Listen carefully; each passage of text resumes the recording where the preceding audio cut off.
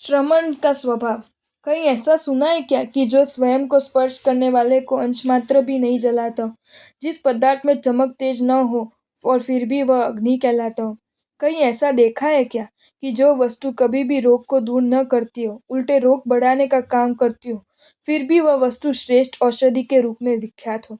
कभी ऐसा अनुभव किया है कि जंगल में पशुओं से भयभीत और घास खाने वाला, छुप छुप कर घूमने वाला कोई पशु सी नाम को धारण करता है, यानी उसे सी करके बुलाते हो। जैसे दाहकता, तेजस्विता अग्नि का स्वभाव धर्म है, ऐसा स्वभाव जिसमें नहीं है उस वस्तु को अग्नि नहीं कह सकते। जैसे रोग नाशकता, आरोग्य वर्धकता औषध का स्वभाव है, धर्म है, इसलिए बिना ऐसे स्वभाव वाली वस्तु कभी औषध के रूप में प्रख्यात नहीं होती। जैसे निर्भयता, मांस भक्षता, शूरवीरता सिंह का स्वभाव धर्म है, इसी कारण ऐसे स्वभाव के बिना उस पशु को सिंह नहीं कहेंगे। वैसे ही क्षमा, सरलता, नम्रता इत्यादि 10 गुण जैन श्रमण का स्वभाव धर्म है, और इसलिए जिन श्रमण में ये धर्म न हो उस श्रमण को वास्तव में श्रमण नहीं कह सकते। विश्व की प्रत्येक वस्तु अपने अपने वास्तविक स्वभाव को धारण करती है। स्वभाव खो देने वाली वस्तु अपना अस्तित्व खो देती है।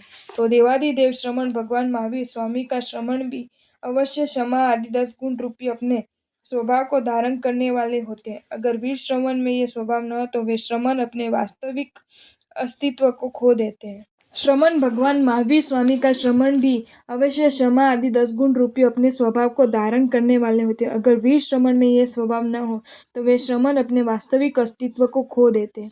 मुग्ध लोग भले ही उन वेशधारी को साधु श्रमण, पूजनीय, वंदनीय, मोक्ष मार्ग साधक इत्यादि 108 उत्तम विशेषणों से शोभित करते हो, भले ही लोग चाहता के बल पर वे वेशधारी श्रमण इस लोक के सब सुख, सुंदर गोचरी, आलीशान उपाश्रय, भक्तों की सेवा, यश, कीर्ति, प्रतिष्ठा प्राप्त करते हो, लेकिन ये निश्चित है कि अपने स्वभाव को खो देने वाले वे मिथ्या श्रमण जिस मोक्ष के लिए विराट संसार को त्याग कर संयम पथ पर चले, उस मोक्ष की प्राप्ति उनके लिए अति अति अति दुष्कर बनकर रहती है।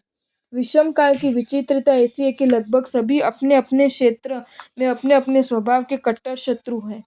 मानवता मेरा स्वभाव है, उस हकीकत को मानव भूला और निष्ठुर बन मानव ही मानव के कट्टर शत्रु बना।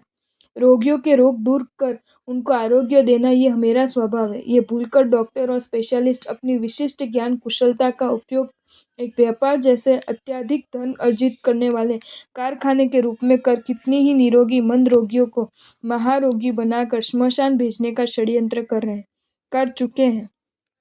विद्यार्थियों को अच्छी शिक्षा, सुंदर संस्कार देना ये हमारा धर्म है। ये भूलकर लाखों शिक्षक स्वयं संस्कारहीन बन विद्यार्थियों को कुसंस्कारों की भेंट देने वाले बन गए हैं। विद्यार्थियों के उज्जवल भविष्य को अंधकारमय बना दिया और धन लोभी आलसी बन गए। राष्ट्र रक्षा, संस्कृति रक्षा, प्रजा का हित यही हमारा धर्म है। ये भूलकर राजनेता भ्रष्टाचारी, घमंड करने वाले, दल बदलू राष्ट्रद्रोही बन गए। अपना धर्म यानी स्वभाव भूल जाना ये आज की हकीकत है। इस काल में लगभग सभी क्षेत्रों में ये एक बड़ा कलंक है। इस काले कलंक में से भस्म ग्रह की भयंकर ज्वाला में फंस चुकी हुंडा अवसर्पिणी के कठोर आघातों को सहन करती ये श्रमण संस्था भी कैसे बाकी रहे। क्षमा के मधुर स्वर बंद हुए और क्रोध से जलते शब्द कानों को झुलसाने शुरू हो गए। सरलता की सुगंध तो कहाँ उड़ गई और मूढ़ दगा ठगी की दुर्गंध फैलने लगी। वैसे ही नम्रता, ब्रह्मचर्य, सत्य, शौच, संत्याग इत्यादि श्रमण धर्म भी हम धीरे धीरे भूलने तो नहीं लगे हैं ना। वास्तव में हम लोग अपने श्रमण धर्म को भूल तो नहीं गए। इस पर शांत चित्त से आत्मचिंतन करना है, विचार करना है। कोई गालियों की बौछार करे, अनेक प्रकार से परेशान करे, अपनी निंदा चुगली करे, बदनामी भी करे, फिर भी अपनी मुख मुद्रा न बदले, मन में भी उन जीवों के प्रति अंश मात्र भी क्रोध, अरुचि, असद्भाव न प्रगटे, ऐसा अपना क्षमा धर्म था। उसके बदले अब छोटी छोटी बातों में गुरु भाई बहनों पर तो ठीक, लेकिन साक्षात गुरु पर क्रोध आता हो।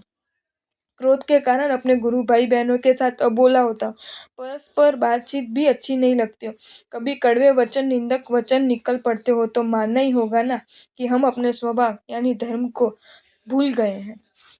निष्कारण एक जीर्ण वस्त्र का टुकड़ा भी नहीं रखना, एक मुखपति या बॉलपेन भी ज्यादा नहीं रखना, ये अपना अकिंचनत्व धर्म था। उसके बदले अगर छोटी सी गठरियां, उसके बाद पड़े पोटले, फिर अलमारी और फ्लैट ट्रस्ट इत्यादि के परिग्रह में हम ग्रसित हो, उस पर की ममता बार बार आर्त ध्यान की होली जलाती हो, उसके निमित्त से अनेक विराधनाएं भी की जाती हो, तो मानना ही पड़े ना पड़ेगा ना कि हम अपने स्वभाव श्रमणत्व को भूल गए हैं।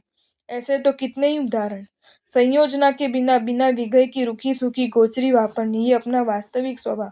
और प्रवृत्ति संयोजना के साथ भरपूर विगई वाली गोचरी वापरना की हो तो दिवस दरमियान छोटे या बड़े कोई भी अतिचार लगे, दोषों का सेवन हो, उन सभी को प्रतिदिन गुरु को खुले हृदय से कहकर, आंसुओं के साथ कहकर प्रायश्चित लेना, ये अपना स्वभाव। लेकिन प्रवृत्ति दिन पक्ष मास 4 मास तो नहीं परंतु वर्ष भर भी छोटे तो ठीक, किंतु बड़े पाप भी गुरु से छुपाने की होती हो तो नाम यश कीर्ति प्रतिष्ठा की लेश मात्र भी भूख इच्छा न होना, ये अपना मूल स्वभाव। और प्रवृत्ति यदि अपना नाम न आवे या छोटे अक्षर में आवे अथवा विशेषण लिखने रह जाए तो श्रावकों आदि को सुनाने की, अपना फोटो खिंचवानी या बटने की होती हो तो निज माता या भगिनी के साथ बातचीत भी नहीं करनी, उनके सामने भी नहीं देखना। अगर बात करनी ही पड़े तो पुरुषों की उपस्थिति में बिना नजर मिलाए बात करनी, ये अपना मूल स्वभाव और प्रवृत्ति। लेकिन सगी माता बहनें तो ठीक, उसके अलावा दूसरा युवक रूपवती युवतियों के साथ घंटों बातचीत करनी, साध्वी जियों के साथ परिचय करने की होती हो तो आनंद घन जी के समान अपने वस्त्रों पर लेश मात्र भी ममत्व न होना, शरीर की कोई फिक्र न होनी, ये अपना मूल स्वभाव। और प्रवृत्ति अगर भक्तों की भीड़ इकट्ठी करनी, भक्त बढ़ाना, शिष्यों के लिए खिंचातानी करनी की होती हो तो प्रत्येक श्रमण अपने आप से पूछे कि श्रमण भगवान महावीर देव ने मुझे जो धर्म स्वभाव दिखलाया है, क्या उसे मैं भूल गया, धर्महीन स्वभावहीन बन गया? अगर हाँ, तो मुझे स्वयं को श्रमण के ऐसी पहचान देने का हक है। उसे माँ कैसे कहेंगे जो बालक को वात्सल्य देना, उसका पालन करना ऐसे धर्म को न निभाए? उसे सैनिक कैसे कहेंगे जो राष्ट्र की रक्षा के लिए अपना बलिदान देने रूप फर्ज अपनी तैयारी धर्म न बजाए? तो उसे वीर श्रमण कैसे कहेंगे जो देवादिदेव के कहे हुए समाधि धर्म को न पाले, न माने, न साधे? महोपाध्याय जी वैराग्य कल्पलता ग्रंथ में कहते हैं कि स्फुटी भवत्स्यो वचो विमर्शार्थद वासना संगत धर्म तो वा समाधि रोपी 10 प्रकार धर्म समाधो परिपाक बाजी। जब समाधि भाव परिपक्वता को प्राप्त हो तब उसमें देवादिदेव के वचनों के चिंतन से, उस चिंतन के संस्कार से युक्त धर्म क्रिया द्वारा समाधि रूप 10 प्रकार का धर्म प्रकट हो। मतलब अपने धर्म को खो दिया है, उसे फिर से प्रकट करने के लिए 2 काम करने हैं। देवादिदेव के वचनों का चिंतन, उस चिंतन से ही व्याप्त बनने वाली धर्म क्रियाएं, ये 2 काम हो सके इसलिए 10 यति धर्म का वर्णन जिसमें है, ऐसा संविघ्न साधु शतक ग्रंथ गुजराती पद्य में लिखा है। शास्त्रों के अद्भुत पदार्थ इन पद्यों के स्वरूप से समझेंगे। संयमियों को विनती है कि इन 108 पद्यों को वह कंठस्थ कर ले तो जीवन में कई बार ये शब्द जबरदस्त सहायक बनकर रहेंगे। अंतर में पैदा हुए विषय कषाय के तूफानों तो शांत करके रहेंगे, रोम रोम में आत्मानंद की उर्मियों को अनुभव करेंगे। ये तो जो अनुभव करेगा उसे ही सत्य हकीकत समझ में आएगी। चलो हम सब इन 108 पद्यों की यात्रा करें। अगर आपको ये वीडियो अच्छा लगा हो तो इस वीडियो को लाइक करें और मेरी channel Jain facts and stories को सब्सक्राइब करें। धन्यवाद।